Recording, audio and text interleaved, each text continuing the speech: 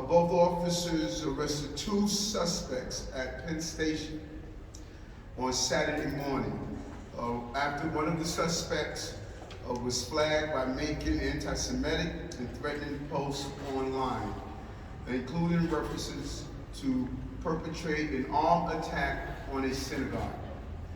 Thanks to the exceptional investigative work of the FBI and the NYPD Joint Terrorist Task Force, the NYPD Intelligence Bureau, and the MTA Police Department, the suspects were apprehended before they could act on the alleged plan to murder members of the Jewish community in our city.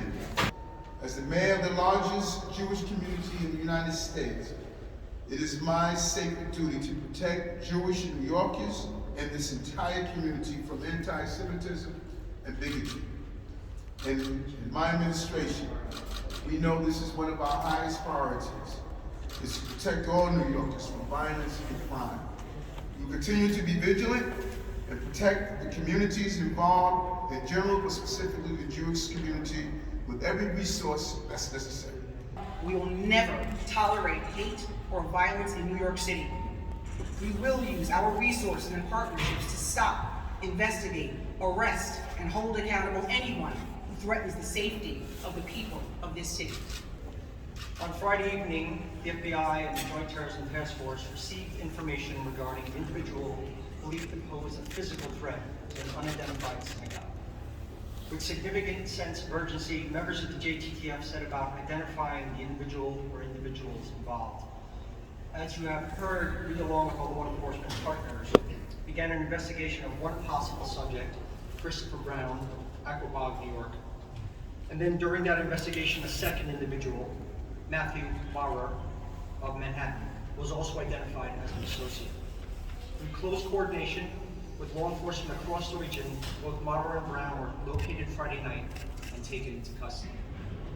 At the current time, we have no information to indicate there is any continued threat to the Jewish community or to any community here in New York associated with this case. Both subjects are both facing state charges. No decision has been made yet regarding possible federal charges. That investigation continues.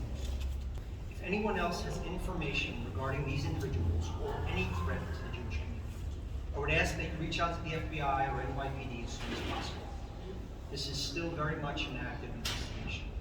The FBI can be reached at 1-800-CALL-FBI.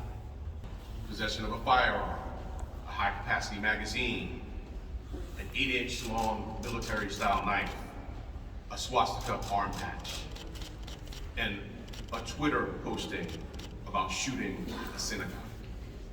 We do not tolerate illegal guns in this city. We do not tolerate hate and anti-Semitism in this city. And we do not tolerate violence in this city. And this is a little personal for me. My father came to this country in 1941 as a refugee from Nazism and lost his mother, my grandmother, and other relatives in the Holocaust. So you can imagine my reaction when I heard from City Hall late Friday night that there were people with Nazi swastika armbands using our MTA transit system, which I'm privileged to oversee, using our transit system en route to planned attacks on synagogues. Imagine. Thank goodness the law enforcement agencies represented here today are among the very best at intelligence gathering. And thank goodness they've already developed incredibly effective procedures for coordinating action on intelligence. This is how it should be. Agencies working together smoothly to keep New Yorkers safe. On Friday night, I got a call from the inspector, Richie Taylor, and he advised me that there was a credible threat to the community. Within minutes, we came up with a plan that we were going to implement at 6 a.m. just in case. We didn't want to alarm the community, but we put a plan in place where hundreds of trained volunteers would reach all the synagogues and all the houses of worship in the areas and warn them. But we waited because we figured the agencies that are standing right here know who the perps are, know who these suspects are, and hopefully they will apprehend them by then and we will avoid alarming the community. And that's exactly what happened.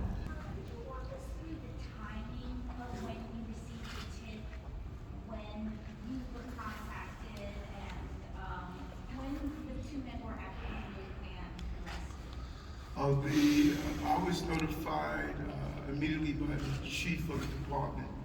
The FBI immediately, when they determined that the threat was credible, it was sensitive information, they immediately notified our agencies, and both the police commissioner and I were notified immediately, and the police commissioner directed the deployment of police personnel. Our number one priority was to apprehend the suspects as quick as possible. So it was probably, you know, sometimes during, I didn't see my exact watch. It could have been probably 15-20 minutes after the NYPD was notified. It was immediately after. It was during the evening hours. I know we were out at different events. Yeah, Mr. Mayor, can you tell us anything about a location? I know you said the threat was unspecified, but do you have any idea about a location or a specific synagogue targeted or particular neighborhood? No, not at this time. Social media, intentionally or unintentionally, social media has become a platform that has assisted with the organizing and the growth of hate in our country and on the globe. And they need to become more responsible. You tell us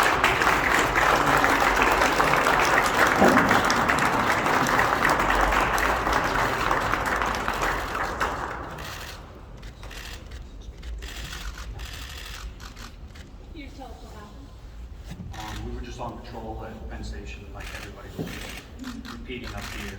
It was a joint task force to put out the BOLO for the individual, Chris Brown. And they said he might have been traveling to the subway to Penn Station to take the Long Island Railroad.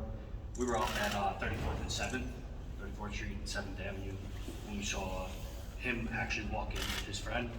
They both walked in through the entrance, we followed him down the escalator, stopped him, and made the arrest. And did they fight back at all? No, they completely compliant. Our intel was on an account, and we didn't know who the underlying person was. That turned out to be right. The handle was Kirill God, right? I believe it Kirilgod. I don't know. Okay. You know, so we didn't even know who he was. Right. So when we sent this to FBI New York, we said, "Listen, over to you." And look, law enforcement has certain tools and capabilities to go to the courts to try and find out who was behind that, account, and we can only imagine that they use some of those tools. The tweet has been up since November 12th. Well, there have been a series of tweets over the course of weeks that sort of escalated in a crescendo Friday morning. Are you surprised it could be up that long and nobody's calling it in? I mean, hundreds to thousands of people have had to see it. Yeah, but remember, there were a series of them, so really it sort of reached the apex that Friday morning. So, some of them might have been benign or without the full context until Friday morning. The Lubavitch were actually very much in the loop, early on in this. So this was so serious that, in a sense, their security personnel broke Shabbat to be in the loop on this. So they took it that seriously.